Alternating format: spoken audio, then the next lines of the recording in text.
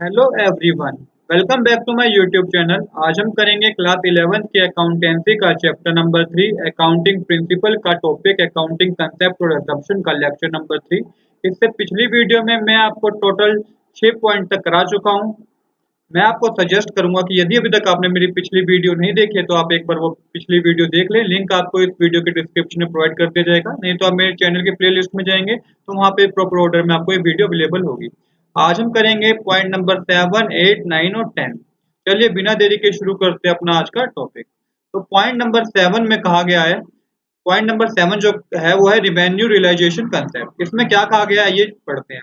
Revenue realization is the generally accepted accounting principle that identifies the specific condition in which revenue is recognized and determine how to account for it।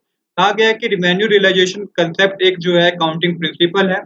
इसमें जिसमें ये बात कही गई है कि जो जब भी बिजनेस में revenue होता है तो उसको किस तरीके से अकाउंट में शो करना है। The revenue realization principle says that revenue should be recorded when it has been earned, not received। कहा गया है कि हमें तभी revenue रिकॉर्ड कर देना है जैसे ही हमारी बिजनेस में कोई सेल हुई।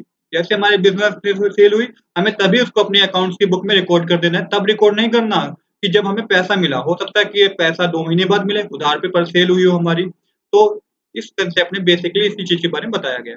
The revenue realization concept is a part of accrual accounting, meaning that when you are create an invoice for your customer for goods and services, the amount of that invoice is recorded as revenue at that point and not when the money is received from the customer। तो same वही बात है कि जैसे हमारे business में cell हुई तो हम क्या करेंगे कि इनवॉइस बना के देंगे। इनवॉइस बना के जब हम देंगे उस पर्सन को, उसी समय हम अपनी बुक्स में रिकॉर्ड कर लेंगे। क्योंकि ये हो सकता है कि जो डेटर जो सेल हुई हो हमारे बिजनेस में उधार पे सेल हुई हो, तो 2 महीने बाद पैसा है, 3 महीने पैसा है, तो हम वेट नहीं कर सकते। हमने उसी वक़्त अपनी एंट्री को रिकॉर्ड कर लिया अपनी बुक में। ये नहीं है कि जब 3 महीने बाद वो पैसा देगा तब हम रिकॉर्ड करेंगे अपनी बुक में, तब तक हम होल्ड रखेंगे इस एंट्री को, इस ट्रांज़ैक्शन को, ऐसा नहीं होगा। आइए जानते हैं कि रिवेन्यू क्या होता है। मैं पहले भी इसके बारे में आपको बता तो चुका हूँ। एक बार आपको समझना होगा कि रिवेन्यू क्या होता है। Revenue is the total amount of income generated by the sales of goods or services related to the company primary operation। Revenue also known as gross sale। इसको एक एग्जांपल से समझते हैं कि बिजनेसमैन है, ये बिजनेस है इसका और ये बायर है। तो क्या हुआ, बिजनेस में सेल हुई 15,000 रुपीज की। 15,000 की मतलब कि बिजनेस में गुड्स को सेल कर दिया गया 20,000 में। बायर को कौन क्रेडिट उधार पे सेल कर दिया गया। तो ये 20,000 रुपए उधार पे सेल किया गया ना, ये 20,000 रुपए को ही हम क्या कहेंगे, बिजनेस के लिए रिवेन्यू कहेंगे। आई होप आपको रिवेन्यू का मतलब समझ में आया होगा। अब आगे समझिए कि अब ये 20,000 रुपीज की सेल हुई है उधार पर।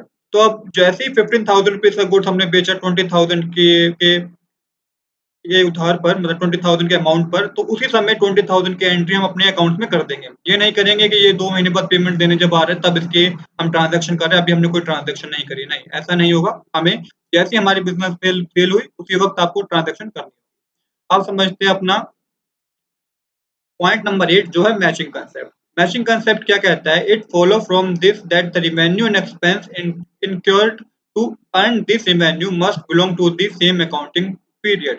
कहा गया है कि जो भी बिजनेस में रिवेन्यू और एक्सपेंस हुए हैं, रिवेन्यू रिवेन्यू एक्सपेंस हुए हैं, रिवेन्यू हासिल करने के लिए वो एक ही अकाउंटिंग पीरियड में होने चाहिए। चाहे जो भी हमारे खर्चे हुए हों, चाहे हमारे पास कोई भी इनकम हुई हो, हम जो रिकॉर्ड करेंगे वो 1 साल के अंदर वाले ट्रांजैक्शन को अकाउंट की बुक में रिकॉर्ड करेंगे। फॉर एग्जाम्पल, क्योंकि फाइनेंशियल ईयर में बताया था आपको पिछले लेक्चर में कि फाइनेंशियल ईयर क्या होता है। फॉर एग्जाम्पल, बिजनेस स्टार्ट हुआ 1 अप्रैल 2021 से, तो 31 मार्च 2022 तक वो बिजनेस का फाइनेंशियल ईयर हुआ। इस पर्टिकुलर बिजनेस में जो भी बिजनेस में रिवेन्यू एक्सपेंस की ट्रांजैक्शन होगी वही हम अकाउंट की बुक में रिकॉर्ड करेंगे। आइए इसको आगे पढ़ते हैं। This concept state that revenue and expense of a transaction should be included in the same accounting period. So to determine the income of a period, all the revenue and expense, whether paid or not, must be included। तो वही बात की गई है कि same accounting period में सारी transaction record होनी चाहिए, चाहे वो पे करी गई है या नहीं की गई है। पर अगर वो इस ईयर के ट्रांजैक्शन उस ईयर में हुई है तो हमें उसको उस ईयर की बुक्स में ही रिकॉर्ड करना होगा। आई होप आपको समझ में आया होगा। इसको भी एक एग्जांपल से समझते हैं। ये बिजनेसमैन है, ये इसका बिजनेस है। जितने भी बिजनेस में एक्सपेंस या इनकम हुई वो क्या होनी चाहिए, should be in same accounting period होनी चाहिए। आई होप आपको 8 पॉइंट भी समझ आया होगा। अब करते हैं अपना 9 कंसेप्ट। ये बहुत इंपॉर्टेंट कंसेप्ट है accrual concept. This concept work equally on revenue and expense.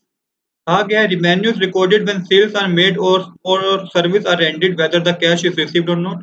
कहा गया कि रेवेन्यू हम तभी रिकॉर्ड कर देंगे कि बिजनेस में जब सेल होगी।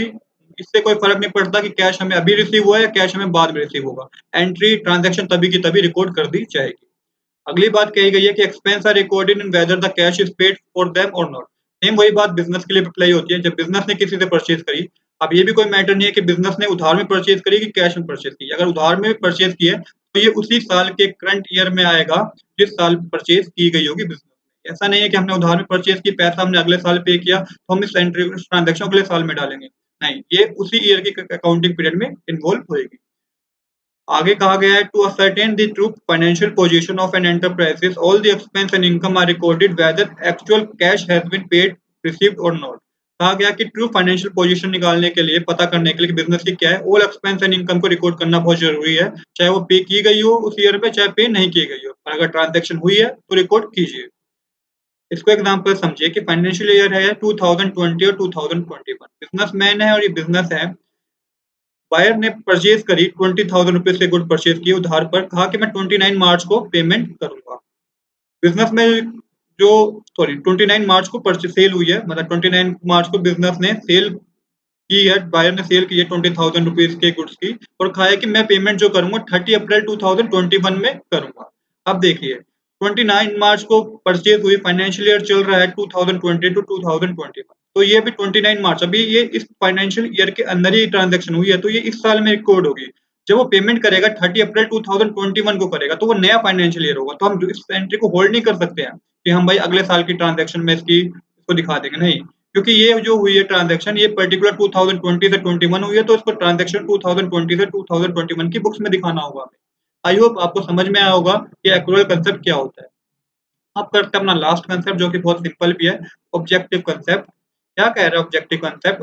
Objective concept in accounting is referred to as principle which state that financial statement should be objective in nature. सीधी सी बात है कि जो भी हम आउटपुट निकालेंगे, पूरे साल हमने अकाउंटिंग किया है, उसके बाद हमें जो आउटकम निकलेगा कि प्रॉफिट हुआ है कि लॉस हुआ, वो एक ऑब्जेक्टिव होना चाहिए, उसका कुछ ऑब्जेक्टिव होना चाहिए। उसके बाद कहा गया है कि the financial information should be unbased and free from any kind of internal और एक्सटर्नल इन्फ्लुएंस। अकाउंटिंग इन्फॉर्मेशन जो होती है, फाइनेंशियल इन्फॉर्मेशन जो होती है, ये एकदम फ्री होनी चाहिए कि पर्सनल जजमेंट तो बिल्कुल अलाउड नहीं है। जो ट्रांजैक्शन हुई है वही हमें अकाउंट की बुक में दिखाना है। अगली बात कही गई है all the evidence for each and every transaction should be available at the time of audit during the end of the financial year.